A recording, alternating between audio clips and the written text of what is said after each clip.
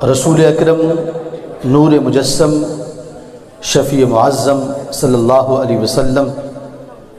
آپ ارشاد فرماتے ہیں، فرمایا میری امت میں صرف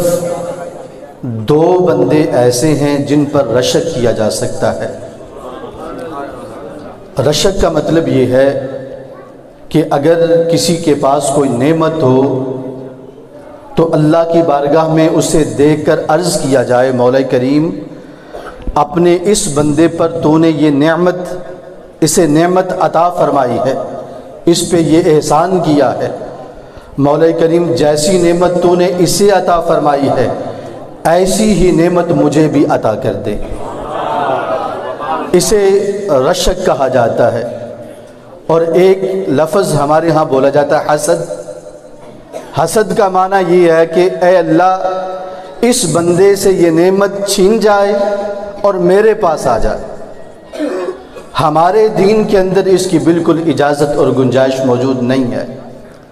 ہمارا دین ہمیں رشک کرنا سکھاتا ہے، اور آقا کریم علیہ الصلوۃ والسلام ارشاد فرماتے ہیں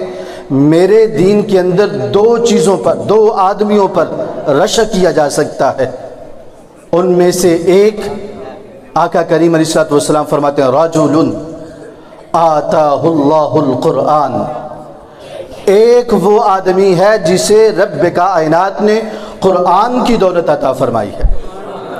جسے حافظ قرآن بنایا ہے، جسے اللہ کریم نے قرآن کی دولت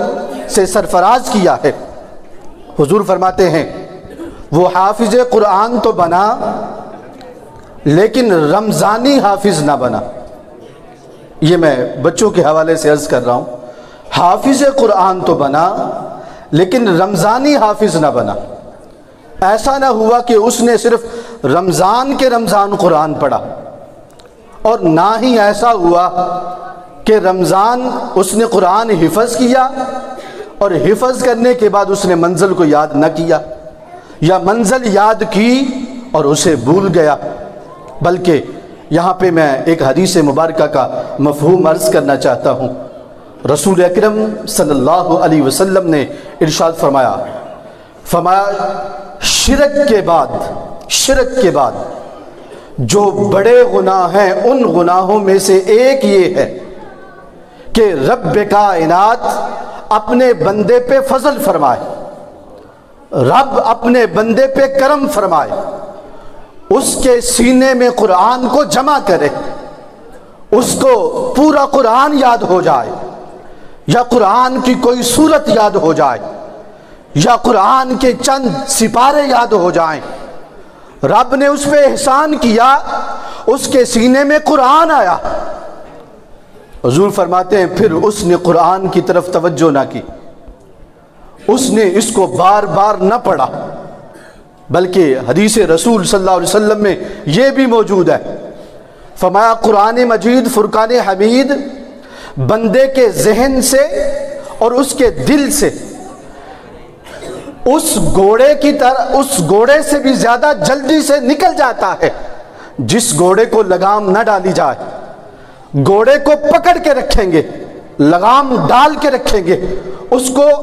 جو ہے آپ پکڑ کے رکھیں گے، سمیٹ کے رکھیں گے تو آپ کے پاس رہے گا۔ جب گھوڑے سے توجہ کو ہٹا دیں گے وہ بھاگ جائے گا۔ رسول اکرم نور مجسم شفیع معظم صلی اللہ علیہ وسلم ارشاد فرماتے ہیں وہ بندہ جو قرآن مجید فرقان حمید حفظ کر لے، یاد کر لے، پھر اسے پڑھے نہ، 1 دن نہ پڑھے، 2 دن نہ پڑھے، 3 دن نہ پڑھے، پھر آہستہ آہستہ قرآن اس کے سینے سے نکلنا شروع ہو جاتا ہے، اس کے ذہن سے نکلنا شروع ہو جاتا ہے۔ پھر ایک دن ایسا آتا ہے کہ وہ ہے حافظ قرآن لیکن سارا قرآن بھول گیا ہے۔ جیسے آج کل ہمیں عموماً ایسے حافظ مل جاتے ہیں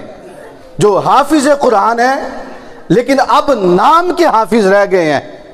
اگر ان کو کہا جائے بیٹا سناؤ تو پتہ ہی نہیں کہاں سے سنانا ہے۔ پہلا پارہ بھی پوچھ لیں، پہلا پارہ بھی نہیں آ رہا،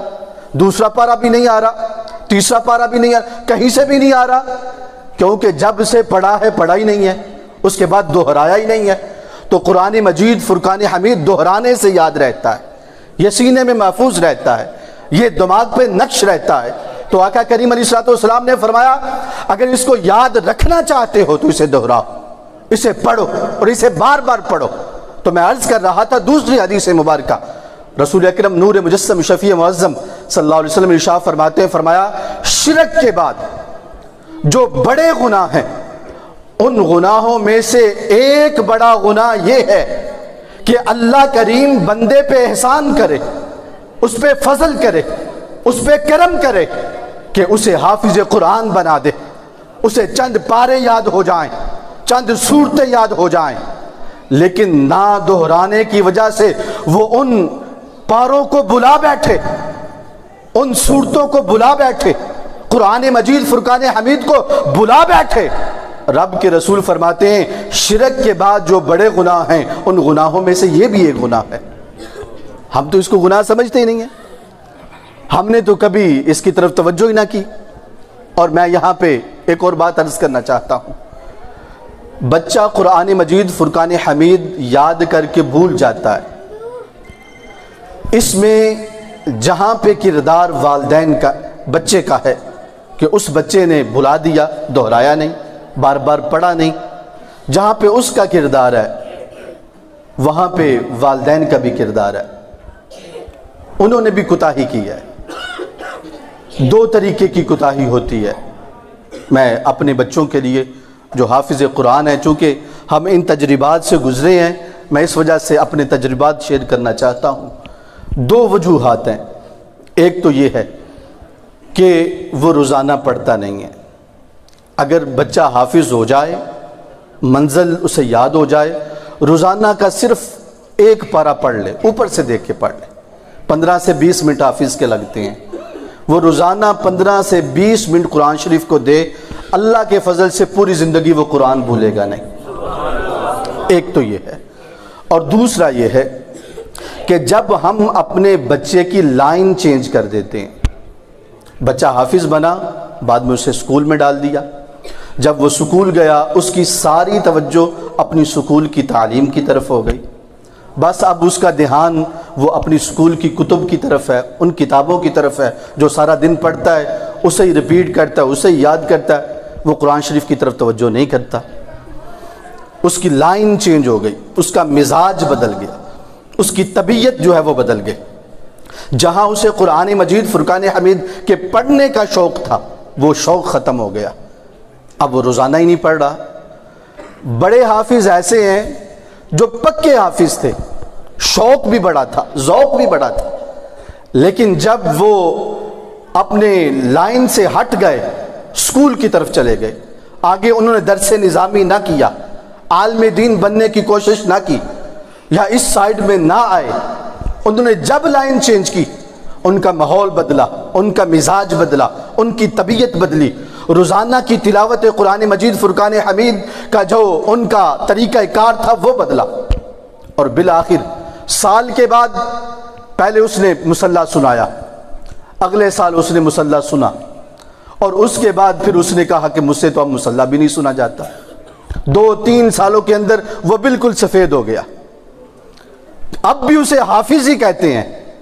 لیکن اب وہ نام کا حافظ ہے، کام کا حافظ نہیں رہا، کیونکہ کام کا حافظ وہ ہے جسے رب کائنات قرآن مجید فرقان حمید یاد کرنے کے بعد مصلی پہ کھڑے ہو کر رمضان میں پڑھنے کی توفیق عطا فرما دیتا، وہ کام کا حافظ ہے۔ اور ہم نے کوشش کرنی ہے کہ ہم نے کام کے حافظ بننا ہے، پکے حافظ بننا ہے، اور کوشش کرنی ہے کہ اپنی اولاد کو ہم نے جو والدین ہیں ان سے بھی گزارش ہے کہ ان کی لائن نہ چینج کریں، اور اگر سکول میں چلے بھی گئے ہیں تو اپنے اوپر فرض کر لیں کہ ہر روز فجر کی نماز کے بعد 15 سے 20 منٹ، آدھا گھنٹہ ان سے تلاوت قرآن کروائیں، کم از کم ایک سپارہ ضرور پڑھوائیں۔ انشاءاللہ اللہ کے فضل سے یہ اپنا جو انہوں نے یاد کیا ہے وہ ان کے ذہن میں باقی رہے گا۔ تو رسول اکرم نور مجسم شفیع معظم صلی اللہ علیہ وسلم، جی ٹھیک، میں حدیث مبارکہ کو کمپلیٹ کرتا ہوں۔ حضور نے فرمایا لا حسد الا فی اثنین رجل آتاہ اللہ القرآن وہ آدمی جسے اللہ نے قرآن کی دولت عطا فرمائی، فَهُوَ يُنْفِقُ بِهِ فَهُوَ يَقْرَأُ بِهِ آنَاءَ اللَّيْلِ وَآنَاءَ النَّهَارِ، اللہ کریم نے اسے دولت قرآن عطا فرمائی اور وہ صبح بھی قرآن کی تلاوت کرتا ہے، شام کو بھی قرآن کی تلاوت کرتا ہے۔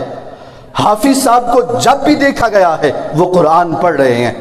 ان کے ہونٹ ہل رہے ہیں، وہ اللہ کے قرآن کو پڑھ رہے ہیں، دہرا رہے ہیں، کبھی پہلا پارہ پڑھ رہے ہیں، کبھی دوسرا، کبھی تیسرا، اور روٹین کے ساتھ وہ ایک طرف سے شروع کرتے ہیں، قرآن مجید فرقان حمید کو مکمل کرتے ہیں، وہ تسلسل کے ساتھ پڑھ رہے ہیں۔ آقا کریم علیہ السلام ارشاد فرماتے ہیں، اے میرے غلاموں، اگر ایسا حافظ نظر آئے جو صبح و شام قرآن کی تلاوت کرنے والا ہے، اللہ کے قرآن کو پڑھنے والا ہے، اس کا دل اللہ کے قرآن سے لگ گیا ہے، اسے اللہ کے قرآن سے سکون ملتا ہے، اسے اللہ کے قرآن کی تلاوت میں راحت ملتی ہے، اگر ایسا حافظ مل جائے تو اللہ سے دعا کیا کرو، مولا کریم مجھے بھی حفظ قرآن کی اسی طرح کی دولت عطا فرما دے، ہمیں بھی ایسا ہی حافظ قرآن بنا دے۔